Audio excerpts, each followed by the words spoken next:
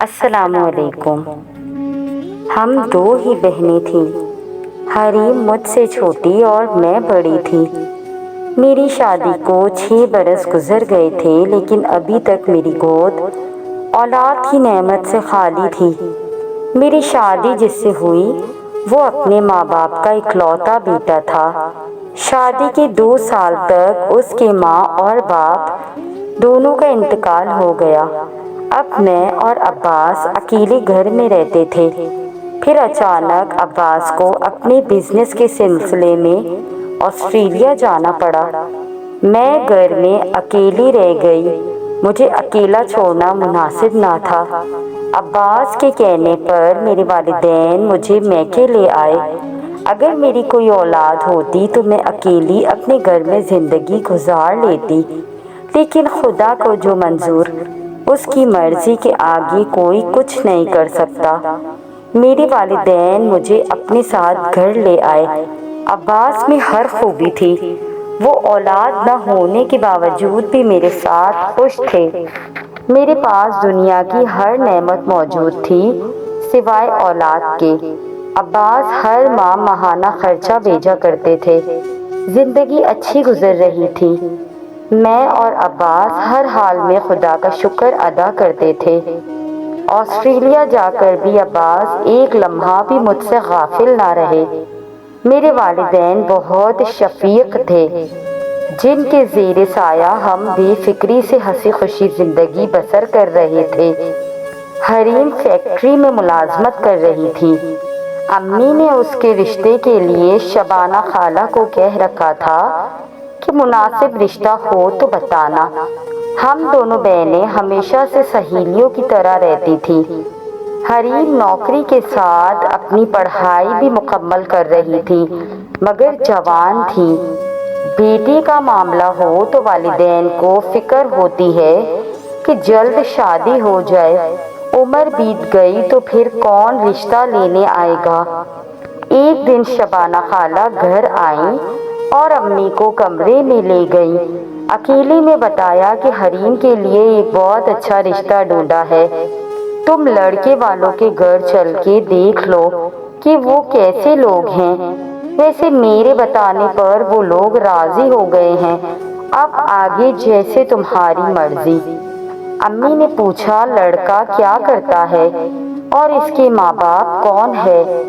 خالہ نے جواب دیا کہ ابھی تو لڑکا CSC کر رہا ہے اور کام وغیرہ بھی ڈھونڈ رہا ہے۔ ماں باپ مر چکے ہیں، اپنی بہن کے گھر رہتا ہے۔ مجھے تو شریف لوگ لگتے ہیں، کہو تو تمہاری طرف سے بھی ہاں کر کے آ جاؤں۔ امی نے کہا کہ نہیں، پہلے میں ان سے ایک دفعہ خودل لوں، پھر دیکھیں گے۔ جب میں اور امی ان کے گھر گئیں تو انہوں نے ہماری بہت خاطر تواضع کی۔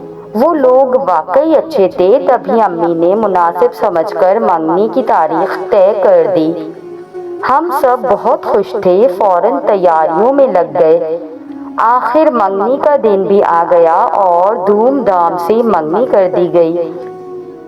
ادھر شعیب نے CSC پاس کر لیا تو نوکری کی تلاش میں لگ گیا، مگر نوکری اتنی آسانی سے تو نہیں ملتی۔ تقریباً 1.5 سال تک نوکری نہ ملی۔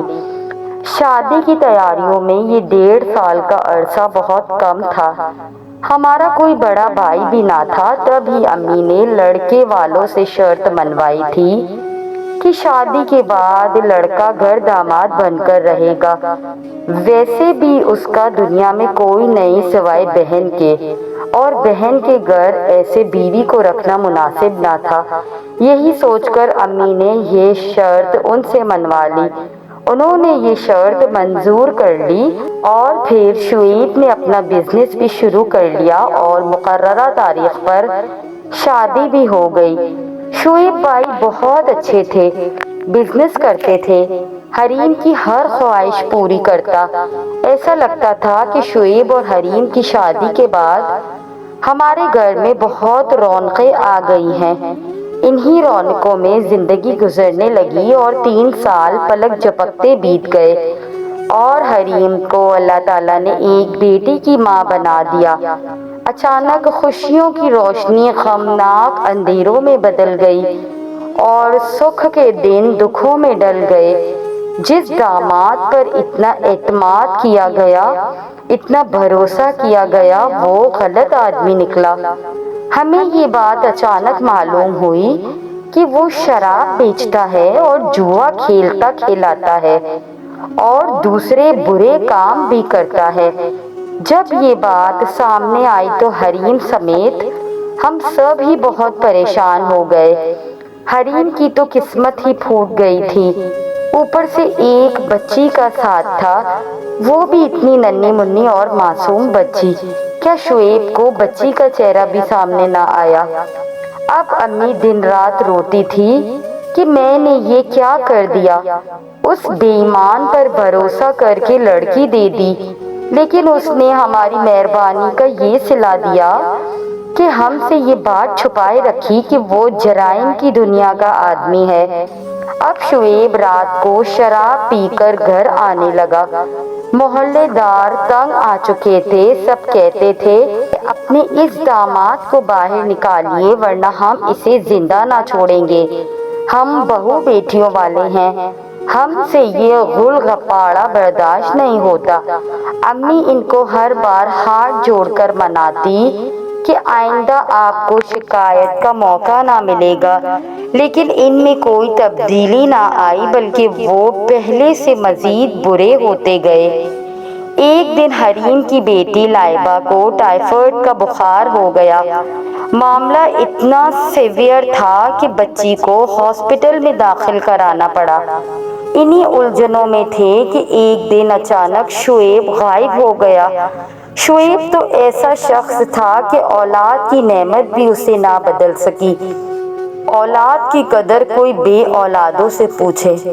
شعیب کے غائب ہو جانے اور لائبہ کے بیمار ہو جانے پر اب ہماری پریشانی انتہا پر پہنچ گئی۔ شعیب کو غائب ہوئے 3 ہفتے ہو گئے تھے۔ سب گھر والے پریشان تھے کہ نہ جانے وہ کہاں گم ہو گئے ہیں۔ پھر چوتھے ہفتے وہ گھر تشریف لے آئے۔ بہت پوچھا کہ آپ کہاں چلے گئے تھے اور ہمیں بتا کر کیوں نہ گئے؟ آخر اتنے دن کہاں رہے؟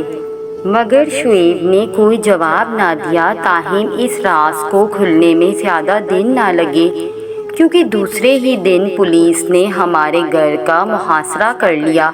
وہ شعیب کو گرفتار کرنے کے لیے آئے تھے۔ تب ہی ہمیں پتہ چلا کہ وہ کسی آدمی کو قتل کر کے آئے ہیں۔ اس الزام میں پولیس والے ان کو ساتھ لے گئے۔ دنیا والوں کی باتیں سن سن کر ہمارے کان پک چکے تھے۔ ہم نے لاکھ چاہا کہ ان کی ضمانت ہو جائے مگر نہ ہو سکی۔ کیس چلتا رہا اور آخرکار ان کو عدالت نے سزائے موت سنا دی۔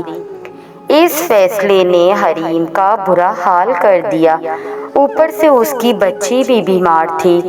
ہم اس کو لاکھ تسلیاں دیتے تھے مگر ان پر کوئی اثر نہ ہوتا تھا، اور سب کہتے تھے کہ برے کام کرنے والے کو ایک دن اس کے کیے کی سزا ضرور ملتی ہے۔ تو اب غم کیا، مگر کچھ باتیں اپنے اختیار میں نہیں ہوتی۔ حریم کو شاید اپنے شوہر سے محبت تھی، لہٰذا وہ کہتی تھی کہ کچھ بھی سہی، وہ میرا شوہر ہے، وہ اتنا برا نہیں تھا، جانے کیسے اس سے یہ گناہ سرزد ہو گیا۔ ایک روز حریم شعیب سے ملنے جیل گئی۔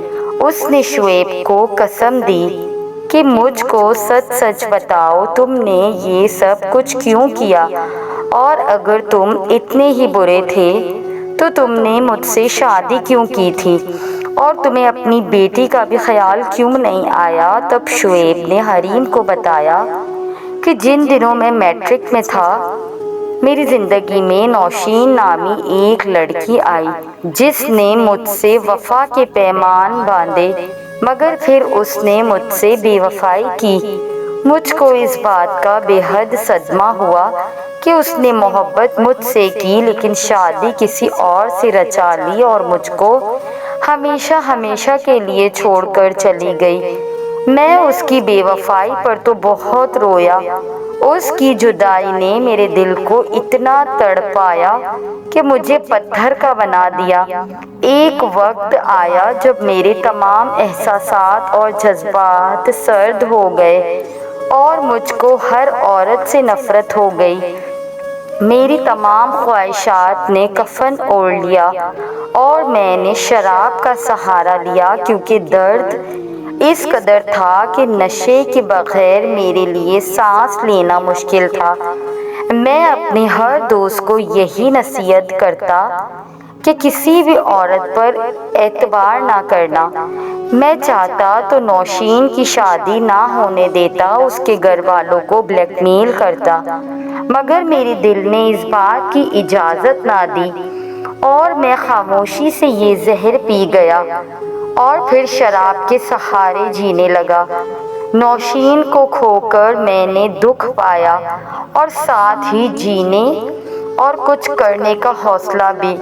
میں نے دولت کمانے کے بارے میں سوچا، کیونکہ اس نے مجھے اسی وجہ سے چھوڑا تھا کہ اس کو دولت مند آدمی سے شادی کرنی تھی۔ دولت جائز طریقے سے کمانا مشکل ہوتا ہے، جبکہ ناجائز طریقے سے جلدی کمائی جا سکتی ہے۔ یہ اور بات ہے کہ اس میں سراسر نقصان ہوتا ہے، اور اس بات کا اندازہ اس وقت ہوتا ہے جب سب کچھ تباہ ہو جاتا ہے۔ بہرحال اس وقت تو مجھ کو یہی لگتا تھا کہ دولت ہے تو سب کچھ ہے، آرام، سکون، آسائش اور عیش اور عزت بھی دولت سے ہی ہے۔ یوں میں نے جھوٹی عزت کما لی۔ دولت کی وجہ سے مجھ کو جھک جھک کر سب سلام کرتے تھے۔ محبت کھو کر میں نے عزت پائی۔ میں مطمئن تھا اب تو نوشین کے گھر والے بھی میری عزت کرنے لگے تھے، جنہوں نے غربت کی وجہ سے مجھے جھٹک دیا تھا۔ اب دولت مند ہونے کے بعد بہت سی عورتیں میری زندگی میں آئی، مگر کوئی میرے دل کو نہ جیت سکی اور نوشین کی جگہ نہ لے سکی۔ شاید میں نے ہی اپنے دل کے گرد دیواریں کھڑی کر دی تھی کہ کہیں کوئی اندر نہ آ جائے۔ کئی لڑکیوں نے مجھ سے شادی کا خواب دیکھا اور مجھ کو اپنی وفا کا یقین دلانے کی خاطر خودکشی کی کوشش کی، مگر میرے دل سے جواب نہ ملا، کیونکہ میں چاہتا تھا کہ یہ سب میرے لیے نہیں بلکہ میری دولت کے لیے ہے۔ لاکھ چاہنے کے باوجود مجھ کو کسی لڑکی کی بات کا اعتبار آیا۔ سوچا شادی کروں گا تو کسی شریف گھرانے میں اور ایسے لوگوں میں جو دولت کی لالچی نہ ہوں گے۔ میرے جذبے مر چکے تھے، لہٰذا میں خوف زدہ تھا۔ اپنے دل کے دروازے بند کر کے ان کے پیچھے چھپ کر بیٹھ گیا۔ ایسے بے اعتبار موسم میں ایک آواز آئی جو میرے دل میں اترتی چلی گئی۔ نہ جانے کیوں اس لڑکی کے خلوص پر یقین آنے لگا۔ وہ میرے لیے مسیحا بن کر آ گئی، پھر میری دوست بنی اور تمام رکاوٹوں کو توڑتی ہوئی سب دیواریں ڈھا کر دل کے اس مقام پر جا پہنچی جہاں نوشین کی یادیں دفن تھی۔ بیلا مجھ سے کہتی تھی کہ میں آسمان سے تمہارے لیے آئی ہوں، خدا نے مجھے تمہارے زخموں پر مرہم رکھنے کے لیے بھیجا ہے۔ اس خدا کی بندی نے معجزہ کر دکھایا۔ میں نوشین کو بھول کر پھر سے جینے لگا۔ وہ ایک نئی بہار بن کر میری زندگی میں آ گئی اور میری بے رنگ زندگی میں رنگ بکھر گئے۔ میں اتنا خوش کبھی نہ تھا۔ اس نے میری زندگی سنوار دی۔ میں پھر سے جینے لگا۔ مجھے خبر نہیں کہ مجھ میں اتنی ہمت کہاں سے آ گئی، مجھ میں اتنی طاقت آ گئی کہ میں نے نشہ چھوڑ دیا۔ میں اس کی پرستش کرنے لگا جس نے مجھے نئی زندگی عطا کی تھی۔ میں خوشی سے دیوانہ ہو گیا تھا۔ اسی دیوانگی کے عالم میں مجھ سے خطا ہوئی کہ میں نے ایک دوست کو ہمراز بنا لیا اور پھر ہم جدا ہو گئے۔ وہ لڑکی جو میرے ایک آنسو پر تڑپ اٹھتی تھی، اس نے ذرا سی بات پر مجھ کو چھوڑ دیا۔ میری دوست نے اس کو بہکا دیا کہ میں جس لڑکی سے پیار کرتا تھا ابھی تک اسے رسم و رواں ہے۔ نوشین کا تو اس کو پتا تھا مگر رسم و راہ کا نہیں، جبکہ یہ غلط تھا۔ جب سے نوشین کی شادی ہوئی میں پھر کبھی اس سے نہیں ملا، یوں وہ مجھ سے دور ہو گئی۔ میں ایک بار پھر اعتبار کی مار کھا کر بے اعتباری کی کھائی میں گر پڑا۔ اب اس درد کو سہنے کا مجھ میں حوصلہ نہ تھا، پھر بھی سہنا پڑا۔ ہمارے درمیان غلط فہمیوں کا اندھا شیشہ دیوار بن گیا۔ میں نے بہت چاہا بیلا واپس لوٹ آئے مگر وہ نہ لوٹی۔ وہ واحد عورت تھی جس کی میں عزت کرتا تھا۔ میں نے اس کے ساتھ پاکیزہ تعلق رکھا تھا کیونکہ میں اس کے ساتھ شادی کرنا چاہتا تھا۔ اب میرے پاس کچھ بھی نہ رہا، میں ایک کٹی پتنگ تھا۔ بیلا کی وجہ سے وہ عزت بھی نیلام ہو گئی جو نوشین کو کھو کر پائی تھی۔ محبت کے بغیر تو جی لیا تھا، اب عزت کے بغیر جینا مشکل تھا۔ پھر میں نے شراب اور چرس کی خرید و فروخت کا کام شروع کر دیا، دوبارہ دولت کمانے لگا، اور جب کسی قابل ہوا تو خالہ شبانہ نے میری شادی تم سے کرا دی۔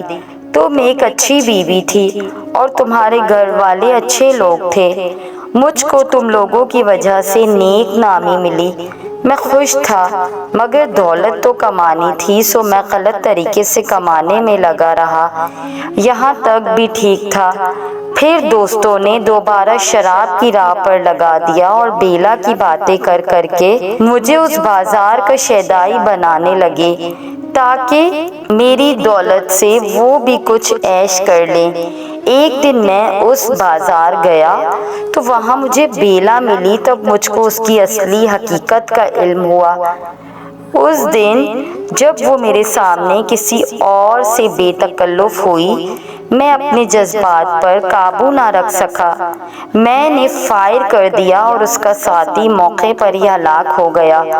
چونکہ یہ واقعہ بازار میں ہوا تھا جہاں لوگ مجھے جانتے تھے، اسی لیے میں گھر نہ آیا اور روپوش ہو گیا، مگر مجھے تمہاری بڑی فکر تھی اسی لیے گھر لوٹا تھا، مگر پولیس کو علم ہو گیا اور وہ مجھ کو تلاش کرتی گھر آ گئی۔ میں نے اس لیے خود کو پولیس کے حوالے کر دیا کہ وہ تم لوگوں کو تنگ نہ کرے۔ یہ ہے میری بربادی کا مختصر سا قصہ، اس لیے تم کو بتا دیا کہ حریم اصل محبت میری تم ہی ہو، وہ تم ہی ہو جو میری بیوی ہو، میرے لیے قابل پرستش ہو۔ میں چاہتا ہوں کہ تم مجھ کو برا انسان نہ سمجھو، میں برا آدمی نہیں تھا مگر حالات نے برا بنا دیا، مجھے معاف کر دینا۔